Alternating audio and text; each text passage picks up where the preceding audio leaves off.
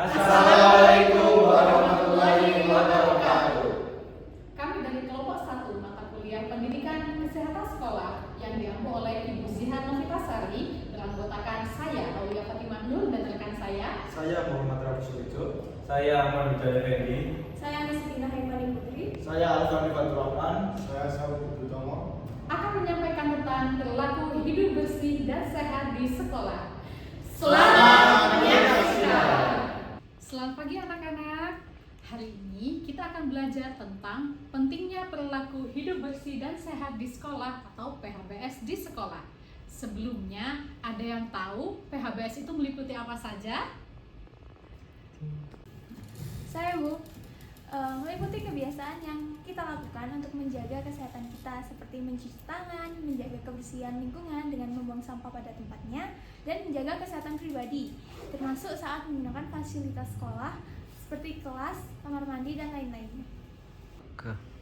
Tepat sekali. Salah satu contoh penting yang bisa kita lakukan dari PHBS ini adalah mencuci tangan dengan sabun sebelum makan, setelah dari kamar mandi, dan setelah menyentuh benda kotor. Selain itu, juga menjaga kebersihan kamar mandi. 3. Oh iya Bu, mengapa sih Bu kita perlu untuk menjaga kebersihan kamar mandi? Kira-kira ada yang tahu nih kenapa kita harus menjaga kebersihan kamar mandi? Ya, silakan. Karena kamar mandi menjadi tempat yang sering kita gunakan sehari-hari, Bu. Jika kita tidak menjaga kebersihannya, kita bisa terinfeksi penyakit seperti diare atau yang lain-lainnya. Betul sekali. Kamar mandi merupakan salah satu fasilitas sekolah yang sering kita gunakan, sehingga perlu dijaga dan dibersihkan secara rutin. Jika tidak, maka kamar mandi akan menjadi kotor dan juga timbul bakteri-bakteri penyebab penyakit seperti diare dan sebagainya. Selanjutnya, apakah dampak negatif yang dapat ditimbulkan jika kita tidak menerapkan PHBS di sekolah? Ya, silakan. Saya Bu, tidak menerapkan PHBS di sekolah dapat menimbulkan penyakit menular seperti flu, diare, dan sebagainya. Selain itu, lingkungan sekolah menjadi kotor dan tidak terawat, terutama pada area yang sering digunakan oleh warga sekolah seperti kelas, kamar mandi, dan sebagainya. Betul sekali.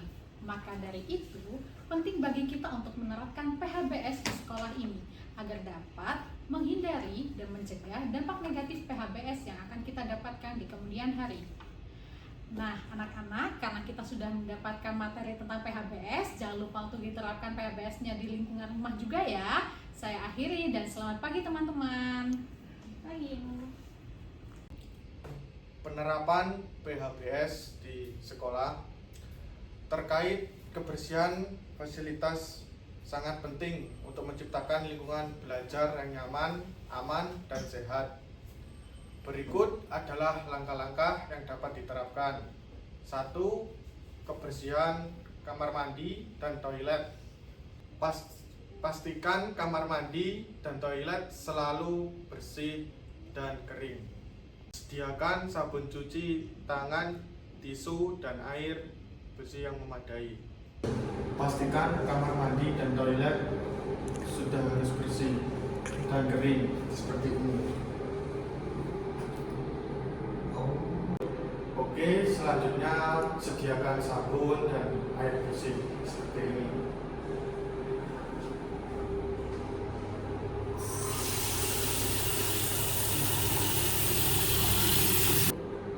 Selanjutnya, lakukan pembersihan dengan sabun antibakteri agar tidak menyebar penyakit.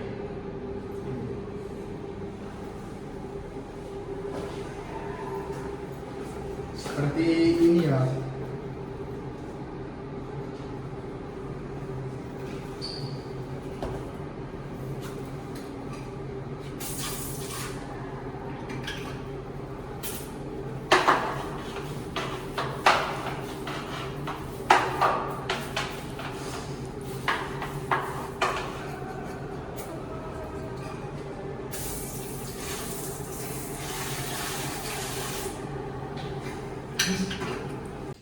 Yang kedua yaitu kebersihan kelas. Yang pertama, kita jadwalkan kegiatan piket untuk membersihkan kelas secara rutin. Anak-anak, hari ini pembagian jadwal tiket kelas ya. Sawung hari Senin, Aulia hari Selasa, Nasrina hari Rabu, Wildan Jumat Sabtu. Iya Bapak. Jelas? Jelas Pak. Oke. Yang kedua, sediakan tempat sampah sesuai jenisnya di depan ruang kelas. Seperti ini.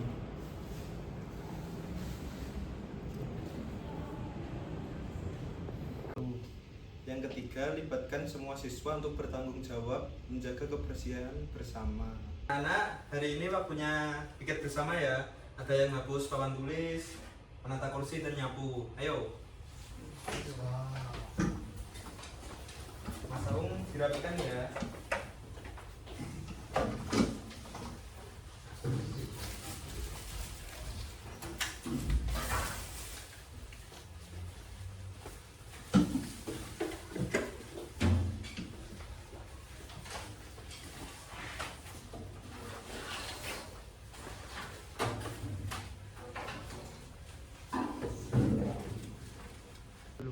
Oke, yang ketiga ada pengelolaan sampah. Yang pertama, terapkan sistem daur ulang untuk sampah anorganik dan organik.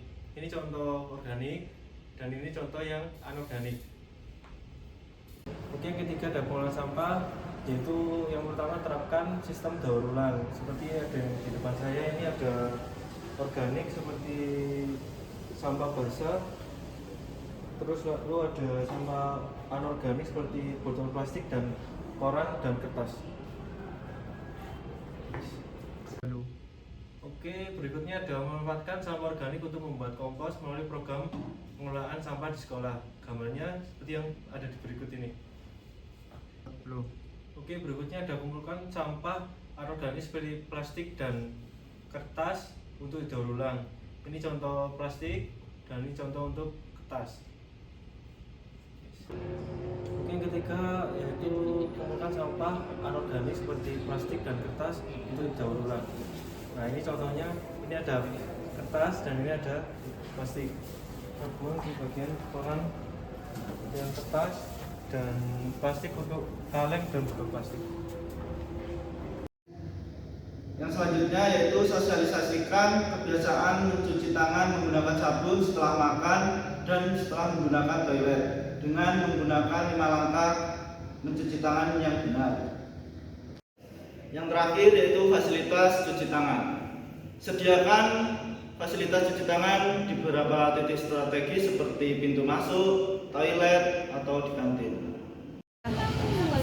Berikut adalah contoh pengadaan tempat cuci tangan sebelum masuk gedung FIK.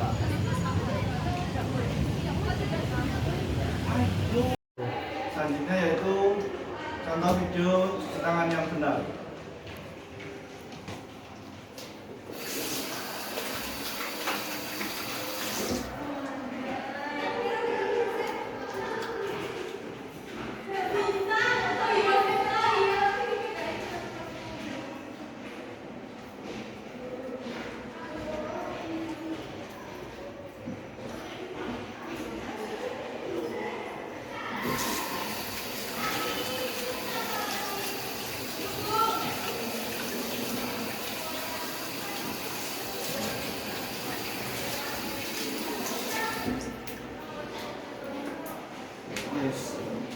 Tiga.